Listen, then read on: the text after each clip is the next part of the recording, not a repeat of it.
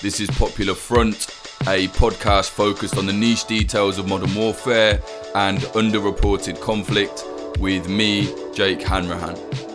For this episode, we're speaking to journalist Aye Min Thant. She's going to be speaking to us about the ongoing military coup in Myanmar and the clashes that have broken out as a result of that. She's been covering the conflict from the ground from day one. She knows what she's talking about. The military has killed several people now. Clashes are continuing and most people seem to be ignoring the coup. It's a very interesting situation. If you like what we're doing here at Popular Front, please do consider supporting us at patreon.com/popularfront or popularfront.co/support.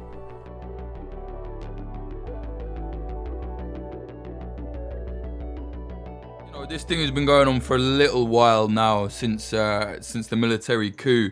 Maybe if you could just go back to the start and explain what actually happened there before we talk about the protests. Why was there a military coup? How did it go down, It's a little bit difficult to remember a time before the coup. Like, it's kind of all just like a melded, ambiguous time.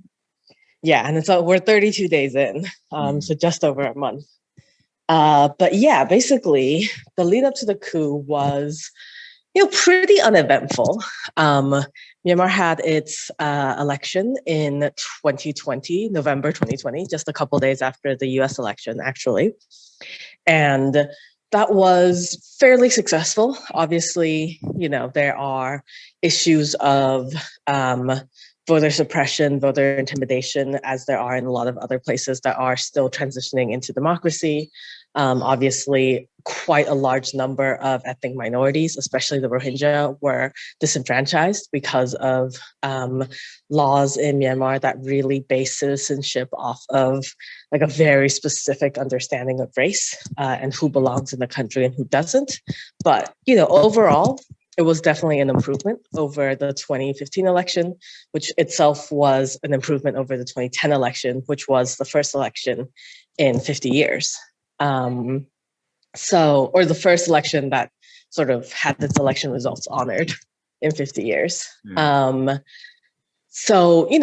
the votes were tabulated, there was a lot of sort of discontent from the military aligned party, USDP, as well as a number of other sort of smaller parties over the landslide NLD victory. I think they won like 82% of the vote or something like that. And, there were people saying that there was voter fraud, that, the NLD didn't handle COVID well, and therefore a lot of people were unable to vote. This is complicated by the fact that the NLD, the ruling party at the time, was able to appoint its own election commission, essentially ensuring that whoever won, someone would be bound to raise the issue of bias from the election commission.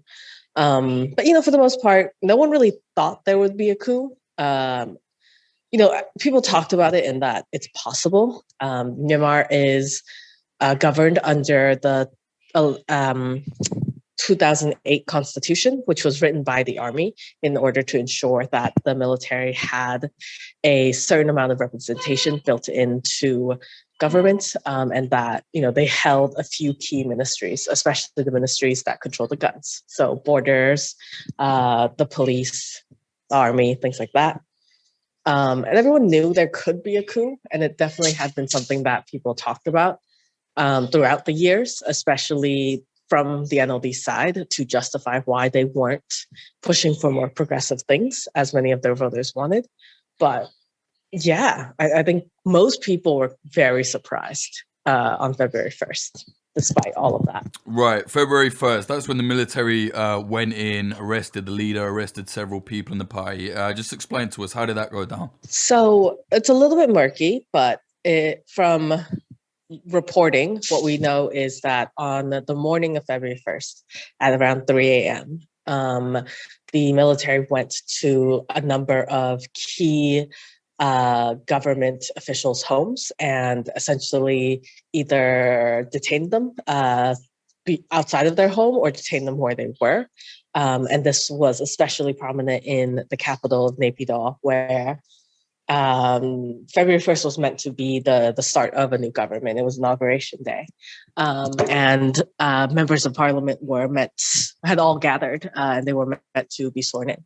And so everyone was kind of conveniently gathered for the day of the coup. And non-military aligned members of parliament were essentially put under house arrest, and especially Aung San Suu Kyi, the state councillor, as well as Win Myint, the president of Myanmar, were put under house arrest. And since then, they've been charged with a number of different crimes, and their trial is now ongoing. Right. And what have they been charged with? So they keep adding to this. So depending on where you're hearing this might be outdated. But Aung San Suu Kyi was first charged with the illegal importation of walkie-talkies. So basically a paperwork error for which she was held in detention without access to a lawyer. Then after that, she was charged with violating COVID restrictions, essentially. Because her party's supporters had gathered in a place where she was also at.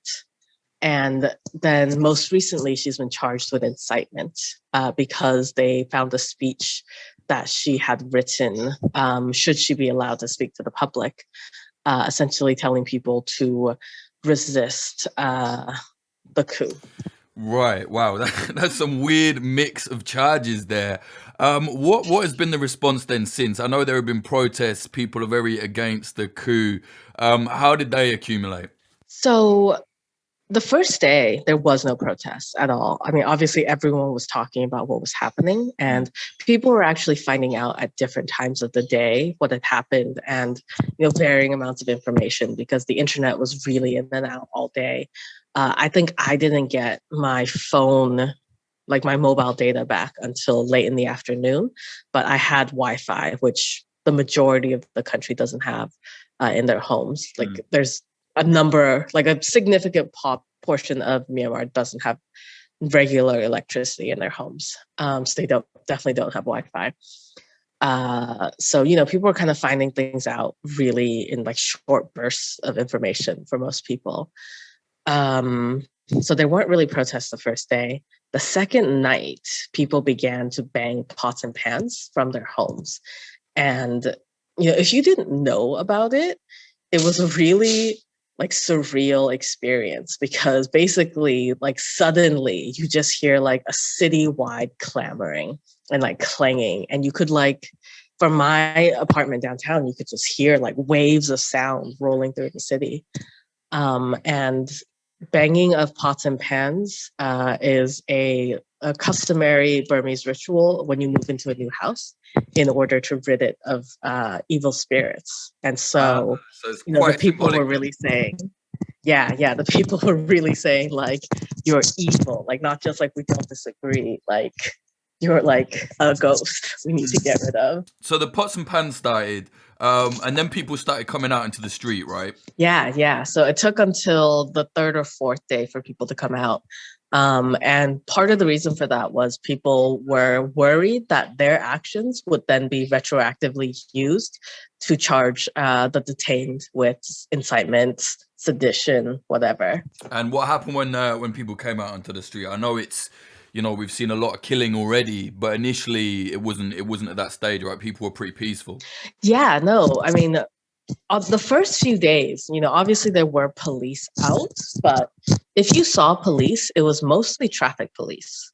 So you can tell, you can differentiate Myanmar police based on their uniforms.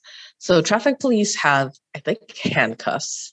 And I don't even think they have batons. They have like a whistle to like sternly whistle at you. But, it was mostly traffic police ensuring that, people were still being able to move around. There were other sorts of police, including police who do hold guns, who are out. But, they were mostly around government buildings, public buildings, essentially being security. And, weapons weren't drawn. There weren't really attempts to break up protests. And there was a sort of almost festive air. And you really saw people approaching the police as potential allies.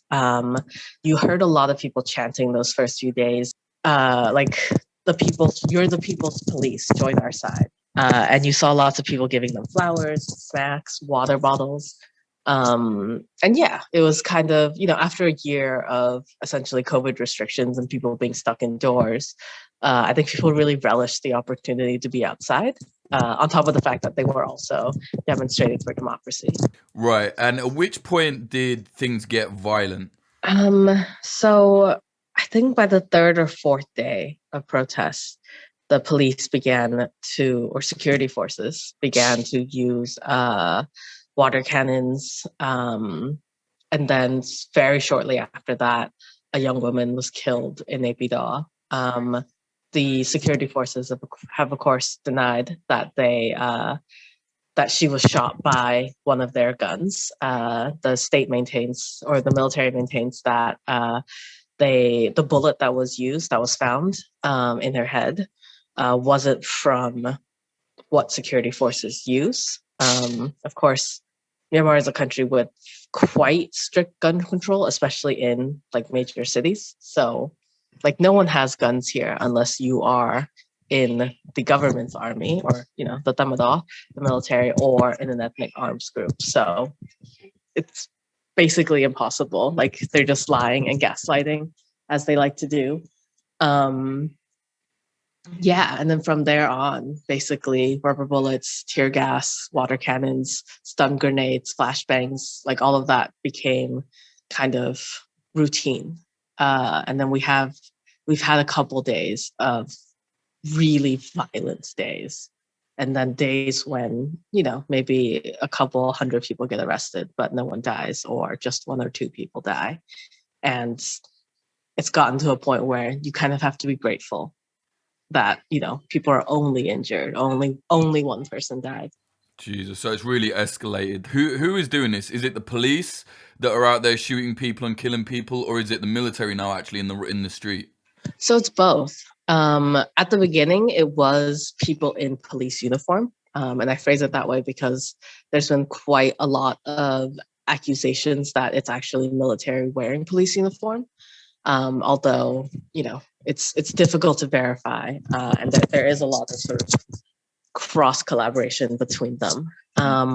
But in recent days, there has been a lot more military involvement of people in military uniform out on the streets. And there's also been an escalation in terms of like a show of force. Yesterday, there were jets being scrambled over Mandalay, which is, I guess, the third largest city in Myanmar. And, we've seen tanks in the streets pretty much since the beginning, although there's a question, they haven't used them.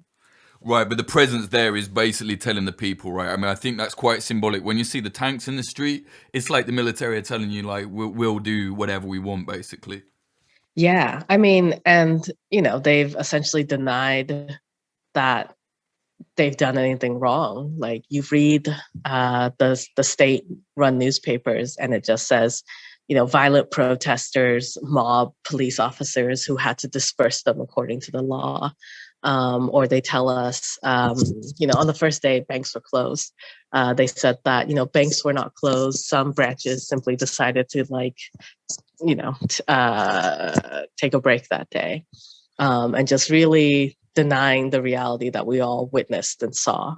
Yeah, it seems to be par for the course when it comes to authoritarian military coups. What is the response from the people? I know that they're massively outnumbered, outgunned, but I have seen some footage of the people fighting back, like throwing stones, standing in lines with kind of shields made out of half barrels. And then unfortunately, there's that footage recently where I think 2 people were shot immediately. They were kind of holding the line. But yeah, give us an idea of how the people are, at least trying to fight back.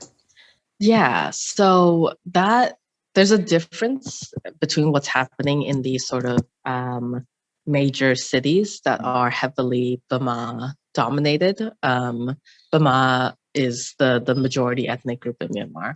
And it's also the majority ethnic group of the military, which itself is also quite racist. And so there's not as much ethnic diversity in the military as there is in society. And what's happening in these smaller cities on the sort of outer edges of Myanmar, where there are ethnic armed groups. And we're seeing a huge concentration of killings happening in the cities, where protesters are essentially facing off against extremely well-armed security forces with, just homemade equipment. Like there's people wearing construction helmets, people wearing like lab goggles, essentially, and then making shields out of like steel barrels that they find, which they then reinforce with like rubber tires, things like that. And then people who have been protesting in ethnic areas, especially areas that have an ethnic armed organization presence, they've been escorted by essentially what is a separate military that has been fighting in a civil war with the Myanmar military for 7 decades now. Right, you want about like Karen rebels, Kachin state rebels, yeah. So they're actually participating in this, are they? Yes, they've been, not all of them, but the Karen especially and the Kachin have been very vocal about their support for the civil disobedience movement, as well as for the rights of their people to protest, or what they see as their people to protest. They've been less vocal about returning the NLD to power. There's definitely a faction of protesters in Myanmar who are looking for a very different government once the coup fails, and that are not looking simply for basically a situation in which the coup never happened, right? And like everyone who was elected in November kind of just takes power and then society moves on. They're looking for much more representation of minority members of parliament, as well as their concerns being addressed. Right, I think that would be a good time to kind of go into all of that then, because So Myanmar was Burma, and then there's Karen rebels, Kachin rebels. There's all of this, there's the Rohingya that were massacred. Maybe let's go into a little bit of the history of the ethnic the divide in the country, if you can. Yeah, sure. So when we're talking about Myanmar, it's a very new country. Basically, until the British colonized the area that we now call Myanmar, this area was a bunch of different kingdoms and states that were sometimes allies, sometimes at war with one another. And basically the boundaries that we understand today didn't come about till essentially until 1948, basically. And even that was a hard fought for alliance that was really born out of a need to resist both British colonization as well as Japanese imperialism that was happening at the time, as well as like being part of the war front during World War II. So you had all these sort of disparate kingdoms who weren't necessarily friends before, who had like joined together in order to resist a number of common enemies. And then pretty much immediately, that fell apart once the common enemy was defeated, and the Burma majority, kind of showed that they were not looking for something similar to what the US has in terms of like a very federal system where individual states and regions have a lot of autonomy from the federal government, but a much more Burma-dominated, center-dominated government in which minority desires and needs were kind of pushed to the side or deprioritized. And so basically, I think just a few months or maybe just like a year after independence was declared and Myanmar became a country, the country was immediately in civil war. And that has essentially been the status quo until now.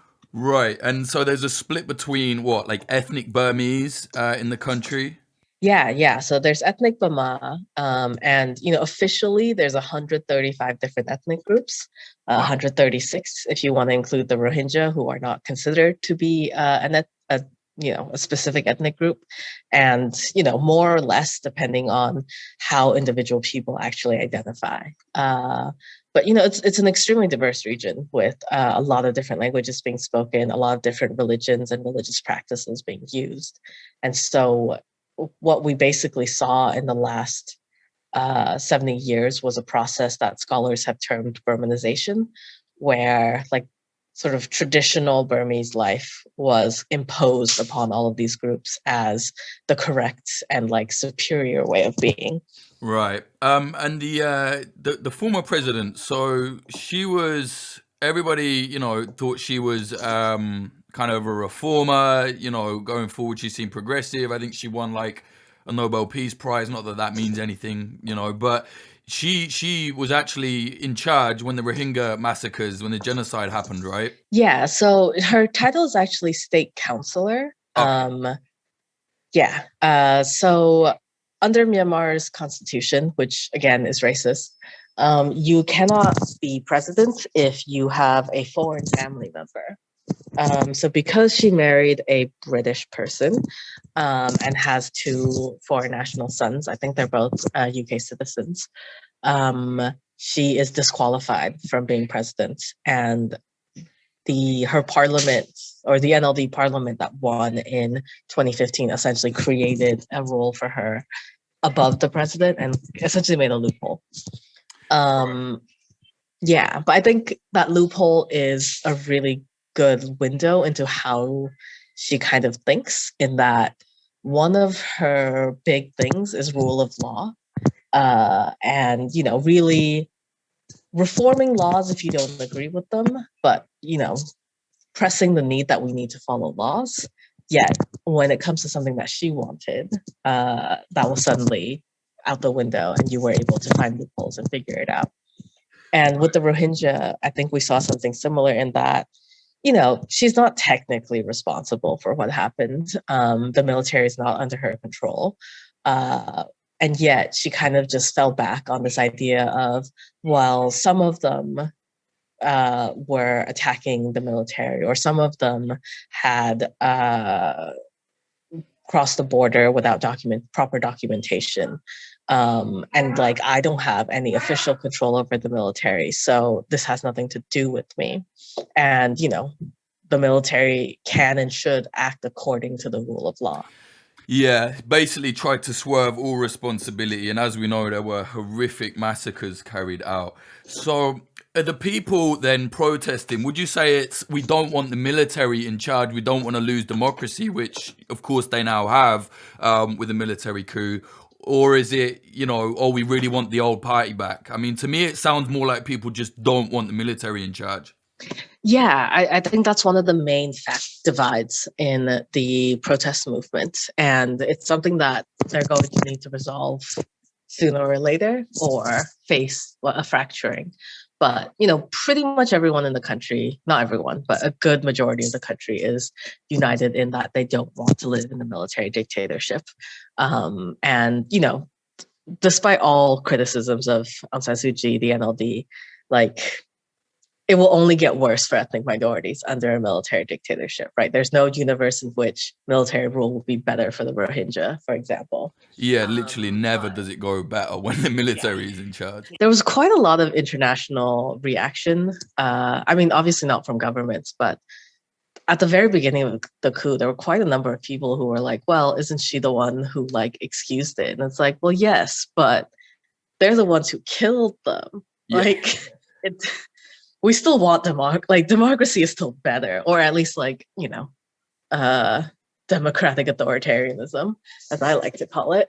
Yeah, I mean, we're electing we're just, if people want to choose which authoritarian they get to live under, and the vast majority of the public prefer the NLD over anyone else, including the military. But there has been, especially in this younger generation, a really strong push towards abolishing the 2008 Constitution and establishing a federal democratic union. And at the very beginning of the protests, you didn't hear any of that kind of language. The first few days of the protests, you heard people saying, "Free Aung San Suu Kyi, release our mother." down with the military. And now you're hearing very different chants from the people. You're hearing people talk about the Constitution. You're hearing people apologizing about what they did or said or believed, or the way in which they were silent during the Rohingya crisis.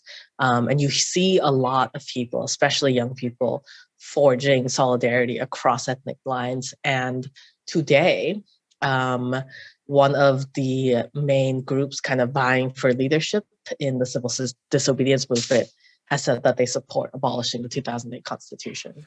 Wow, so that's actually incredible. That's excellent that they're forging these kind of lines across ethnic groups, specifically when you consider the history of the country. Do you think though that they're going to keep going? Like, is the steam still there? Because them versus the military, I mean, it doesn't look good from the outside. You know what I mean? Yeah, I think the CDM movement, the civil dissent, CDM, I guess, has a lot of potential. And, Myanmar was under military dictatorship for 50 years, and people were used to going without. And even under the NLD, a lot of people went without. Things improved, and a middle class was starting to get built, but the poor were still very poor. And I think the energy in the protest movement now, like, people are willing to sacrifice now in order to ensure that we don't see another 50 years of this.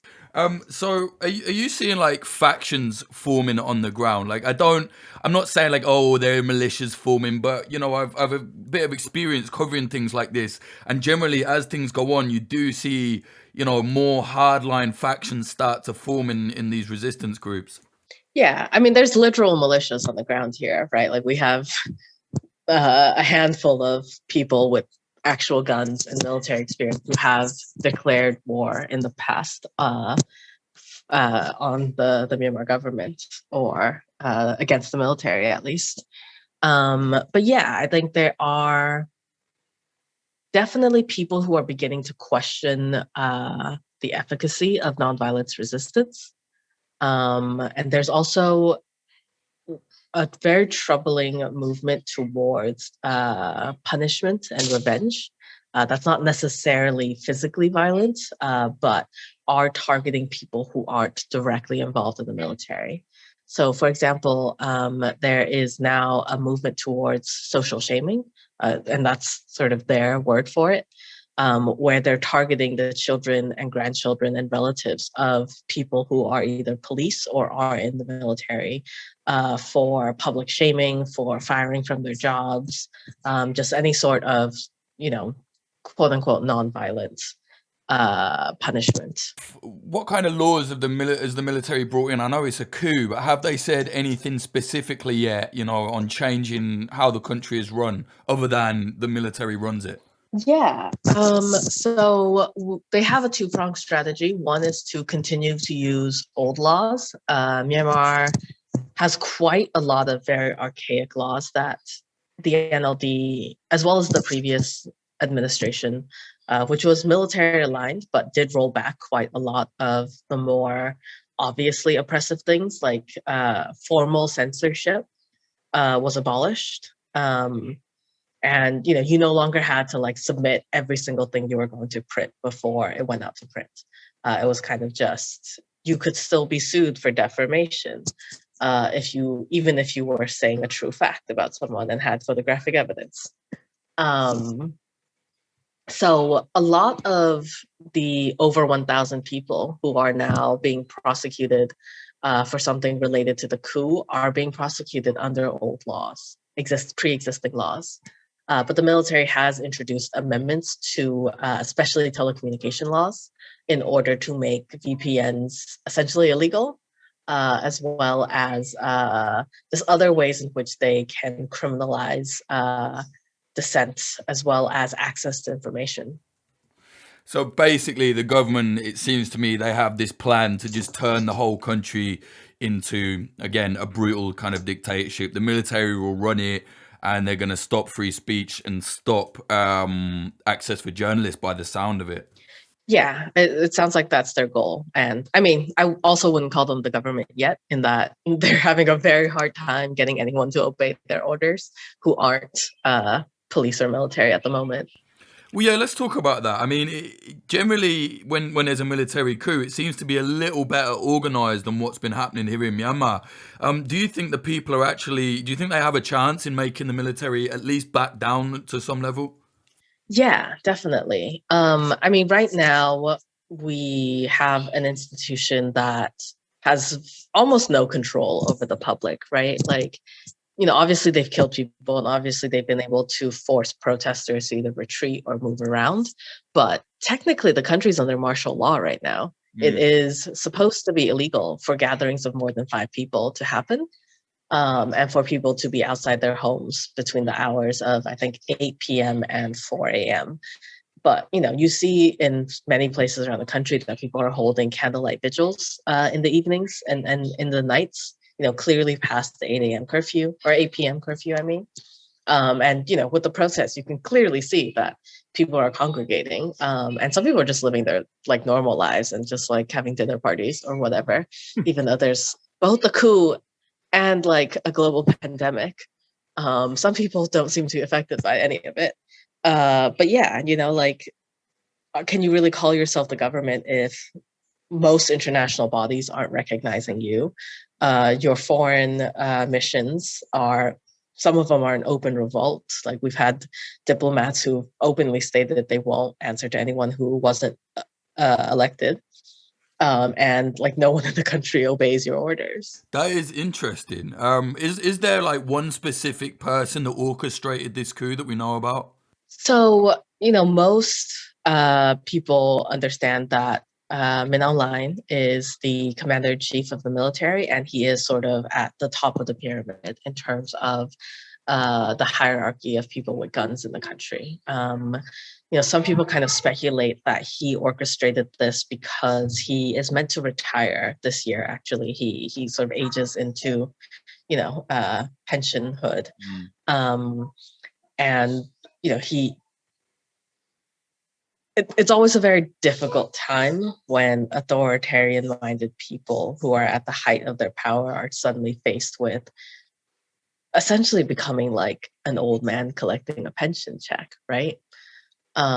So there are theories that he did this because it's very dangerous for him essentially to retire, and that as an authoritarian, like, it's much better to die in power than it is to retire and hand over power to someone else. Who knows who would do what to you when you don't have power anymore.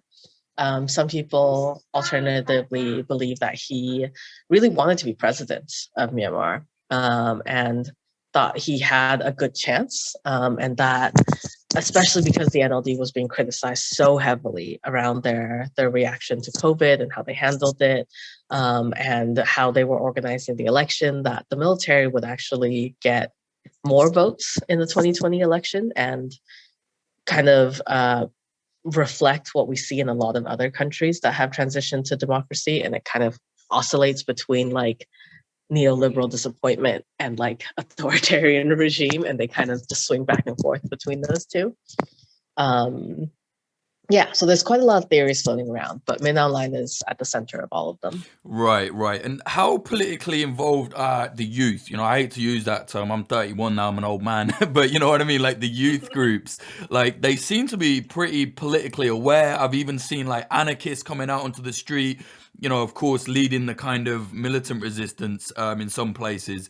I mean, yeah, how aware are they politically? How active are they? So if you're worried about being old, you should come to Myanmar. Here, you're considered a youth until you're 35. Oh, and you're not really considered qualified for office till well into your 40s and 50s. I think Aung San Suu Kyi is 72, I think. I might be off by a couple of years there. And Min Aung Hlaing is in the 60s. So, come to Myanmar. There's a coup, but you'll be fine.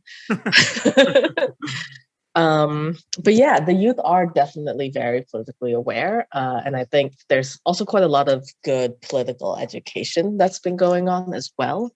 The youth are definitely the ones who are leading, especially the sort of inter-ethnic solidarity. And Myanmar has always had its most progressive groups be youth groups. In 1988, the uprising against the military rule was led by college students. And now you're seeing a lot of very young people, and it's also reflected in the death counts. There's quite a number of people who were killed who were like under 21, who are out sort of in the streets in these battlefields, and encouraging older people to join.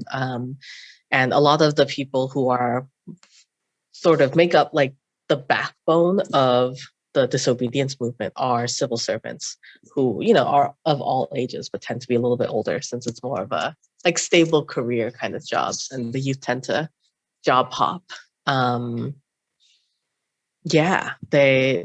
There's a lot of youth engagement, and they're really leading the conversation right now, I would say.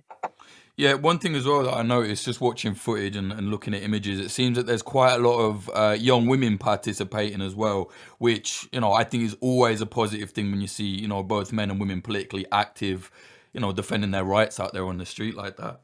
Yeah, definitely. There's been a lot of women participating, and I think it might not be quite as visible to an international audience, but if you look at how the women are dressed, you can tell that they are also repping their ethnic groups.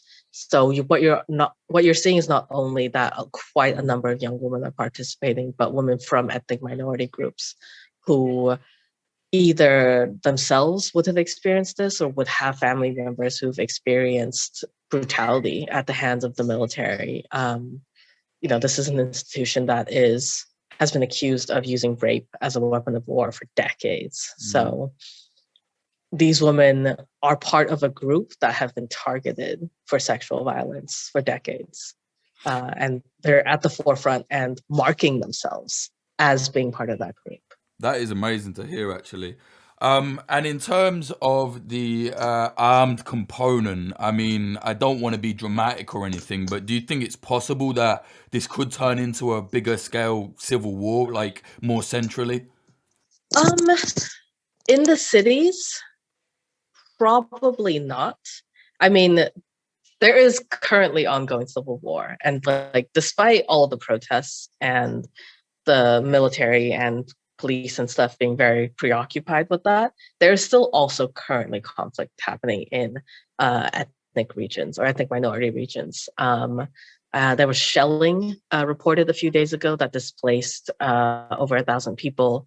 And since the beginning of 2021, thousands of people have been displaced because of skirmishes, shelling, and just other sorts of clashes between the Myanmar military as well as ethnic armed groups.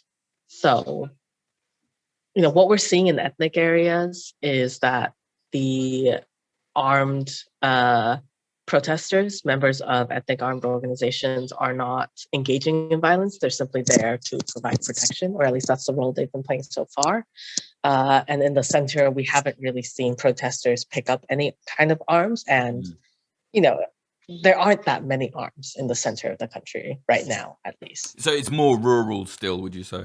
Yeah, it's more rural. And, Myanmar's had a very long history of nonviolent resistance. And the people who are leading the civil disobedience movement, as well as SCG, as well as elected officials who formed a sort of interim quasi-government committee, have also really advocated for nonviolence. And that's really the majority view right now. Right, but we have already seen a military kill. My worry is that watching it, I just think the more the people are like, no, we're not having it, I just think that, I hope I'm wrong, but it does seem to be only a matter of time before the military come out and just start really massacring people in the center, in the cities. You know what I mean? Is that a worry amongst the people? Yeah, I mean, it's been a worry since the very first day. So Yangon was the site of a massacre, just like you described, in 1988. Anywhere between, I think the military said 95, and like thousands were killed in a matter of just a couple days in Yangon. Like they just opened fired on gathered protesters. And yeah, people have been very, very concerned that it's only a matter of time until that happens again. And I think that's been informing a lot of these sort of barricades that people have been building. Like they're prepared for that eventuality. Yeah, that is a grim prospect. Going forward, you've been covering this on the ground, right? You're a journalist. How hard have you found that? Are you finding that they're restricting the press yet, or is it kind of still open at the moment? So the first couple days of the protests, every journalist I knew stopped sleeping in their own home. Wow. There were rumors going around that, now that they've gotten the political leaders, they're coming for the journalists and the activists next. And so basically all my friends stopped sleeping in their own homes and began to either relocated to like a safe house or were just moving around quite a lot. But we didn't see that kind of mass arrest happen. And I think journalists are a little bit less worried about that now, although 31 journalists have been arrested so far. Most of them have been released, but about half of them have been charged with incitement, sedition, defamation, the same sort of stuff they normally like to charge journalists with. And Myanmar has, according to a journalist safety organization I've talked to, about 3,000 journalists. So 1% of all journalists have been arrested since the coup began. So, it's a really high amount, and it's clearly escalating. And just a few nights ago, a journalist from the DVB was taken from his home during a night raid, whereas all the other journalists were taken while they were doing their jobs, some of whom weren't wearing press jackets or vests or anything because they feared they would be targeted. So yeah, it's safety is definitely a concern. And I don't think anyone is under the illusion that if the military continues to be able to enact power, that they won't eventually come for all of us. Yeah, without a doubt, I would say. However, saying that, it to me sounds like quite a sloppy military coup. Like generally when there's a military coup, they take over the outlets, they take over the news channels, they start immediately arresting reporters. Why do you think it is? Is it that they don't have enough resources? Is it that it was just badly organized or it was rushed? Like, why is it so sloppy, or at least it seems that way? So there's a couple of different theories. I think my favorite theory is that they were trying to replicate what they've seen in Thailand with their repeated coups of, a coup that doesn't really shake up society, at least not in the same to like the level that we've seen in Myanmar. I think that's what they were hoping for. A coup in which the military take over power and, the politically we become a little bit more repressed, but, for government or for business, it's, business as usual, and the oil companies stay and the foreign direct investment stays and the country continues to be a place from which the elites can extract very unethical amounts of wealth and hoard it. Yeah, and then kind of, there might be some protests, but nothing sort of earth-shaking the way that we've seen here. And I like that theory, and I subscribe to that theory because in the days following the coup, the Myanmar military reached out to Prime Minister Prayut of Thailand to ask for his assistance in establishing a flourishing democracy, as they call Thailand. And I think it really indicated to me that they were hoping for a Thai-like outcome from the coup. But it didn't go that way for them. No, clearly not. And how are you feeling as a reporter on the ground there? What's the kind of general feel amongst the people, specifically in terms of when people are getting killed, when people are getting attacked? Like, I've seen it really demoralize a movement or actually just spur it on. Like either way can happen. What's your general feeling? My general feeling is that people are getting spurred on, both in the good and bad sense. Like I've seen people say, these kids wouldn't have died in vain. We're going to build something beautiful, something inclusive, something where a place where something like this could never happen again, because we'll build institutions that won't allow it to happen.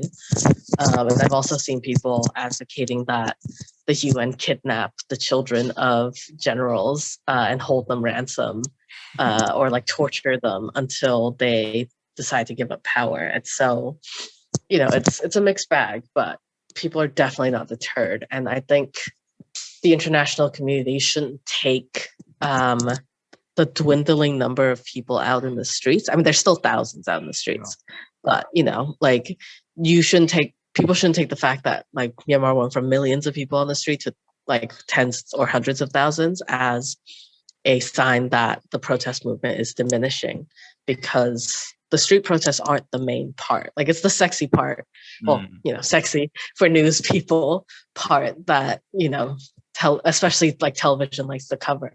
But like the backbone of this movement is getting government workers to not obey the military regime, right? It's to essentially prevent them from being able to govern, and that's the goal. Like the street protests are simply one part of how people are hoping to get there. That's clever. So they're trying to like cripple the infrastructure basically from the inside, I guess.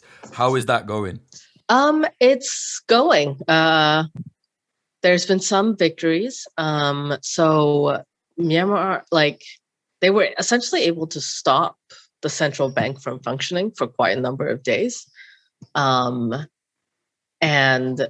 doctors have largely, and medical staff have largely left government institutions and have started setting up like free field clinics. A lot of doctors are just following protesters around now, understandably. And many of them just have like taken government supplies with them. Like there's just like ambulances that are being driven around following protests from workers, like medical staff who are like supposed to be striking, but they're still using, all these facilities and stuff. And what else? Quite a number of police officers have essentially defected. Right now, the count is around 600. And then some soldiers have also defected. Not many, but some have started to. So yeah, like you see civil servants, and Myanmar, because of its colonial history, has a very, very large civil service. Like a lot of people in Myanmar, like a very large portion of the population, work in government service. Good old Britain throwback, innit? Right. So, in terms of going forward, how do you think this is going to progress? I know you can't really predict it, but right now, how are you seeing it? What do you think is going to happen? Yeah. So I think this committee that I talked about earlier, the committee representing Bidang Zulfata, a committee of elected MPs, will likely gain more authority and legitimacy as time goes on. They started appointing ministers and have started to make overtures to show that even though it's a heavily NLD-dominated body, that they are listening to what people are saying, especially the more progressive wing of the movement, and are willing to incorporate those goals into what they're trying to do. And that's part of why I think they've added the demand of, or they've added the goal of abolishing the 2008 Constitution, where that definitely was not part of their language even a week ago. And that, I think there might be other groups that kind of gain followership in terms of, who kind of gets to decide the main direction of the civil disobedience movement. And hopefully everyone will work together and bring down the military's regime. But there's also this distinct possibility, if people don't stay united and stay focused and work towards something better than what we had before, that the movement fractures, or we end up in a situation where another election is held in a year, which is what the regime has been pushing for, in which all of the NLD essentially is disqualified, and we have essentially a Cambodian style election in which the outcome is pretty certain, that the people with guns are going to continue to be in power, and it's going to, at least at a very casual glance, look like it was democratically elected. Where is the leader now? Is she actually in prison, or is she under house arrest, or what? As far as we understand, she's under house arrest. She was taken from her home in Naypyidaw after her arrest, or like at some point after her arrest, she was taken from her home, where she was being held under house arrest, and she's understood to also be under house arrest now and not in prison. She hasn't been able to meet with her lawyer, but he was able to attend her hearing virtually and said that she did seem healthy, which would be difficult, I think, for someone in their 70s if they were in a prison. Yeah, well, there's that at least, I guess. Okay, thank you very much for your time. Is there anything else you want to mention before we go? No, this was a pleasure. Where can people find you on social media and follow your work if they want to? So I tweet a lot. I didn't used to. I think I tweeted all of 100 times before this coup started, and I'm at like 800 or 900 tweets now. Wow. But people can follow me at _Aye Min Thant, my full name. Yeah. And I became an accidental journalist, or not an accidental journalist, but I had retired from journalism, but then a coup happened. So here I am. There you are. Thank you very much. Yeah, no, thank you. Have a good day. And you. Speak soon.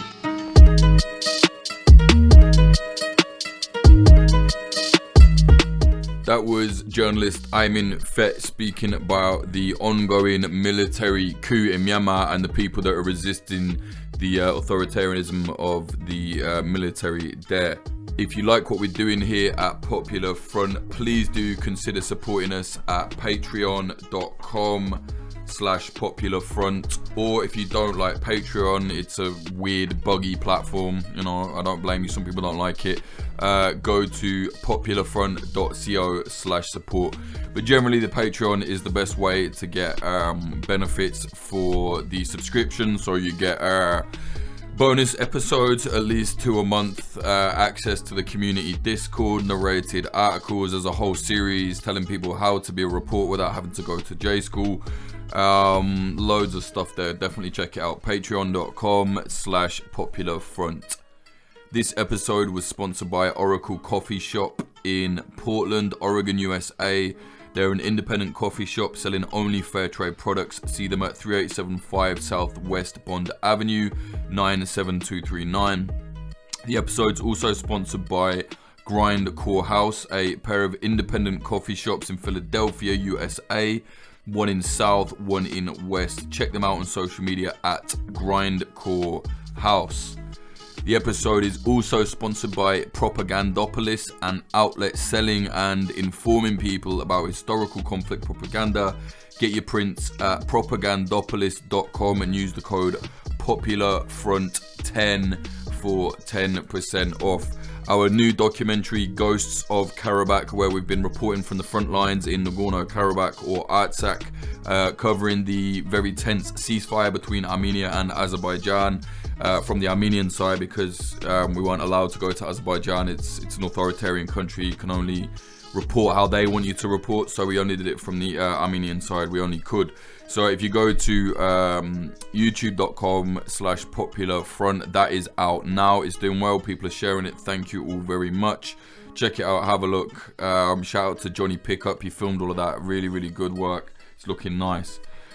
Subscribe to us there, youtube.com/popularfront. Follow us on Twitter, twitter.com/popularfrontco.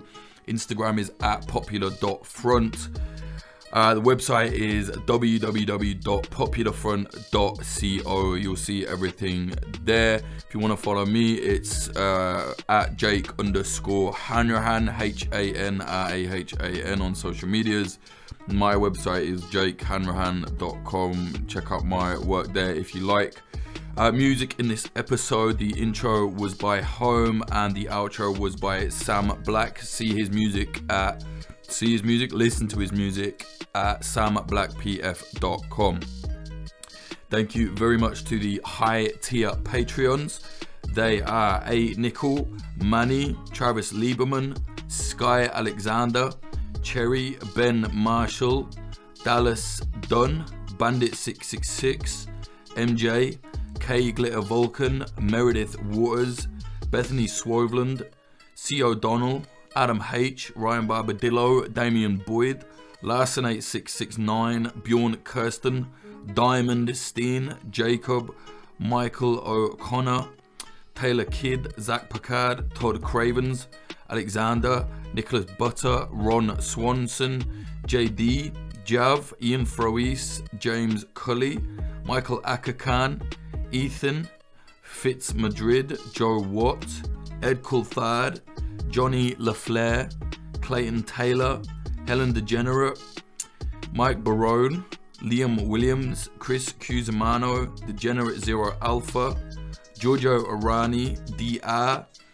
Trey Nance, Amy R, Rubicon, Frank Austin, Amelia Me, Nawaiz, Christina Rivetti, Freya Northman, Ali Hunter, Moody Al Rashid, Bill Wilson, Andrew Hurley, Vida Provost, Brian McLaughlin, Tom Lochrin, Young Wasabi, Tony Bin, Adam Bergsnyder, J.L., Sebastian, Stephen Davila, Anthony Kabarak, Dan Dunham, Fletcher Tate, Chad Walker, Diana Gorvanek, Lawrence Abrahams, Peter McCormick from What Bitcoin Did, Emily Molly, Axel Iverson, Christopher Martin, Ryan Sandercock, and Moritz Zumbal. Thank you all very much. If you want to support us, go to patreon.com/popularfront, or if you prefer, popularfront.co/support.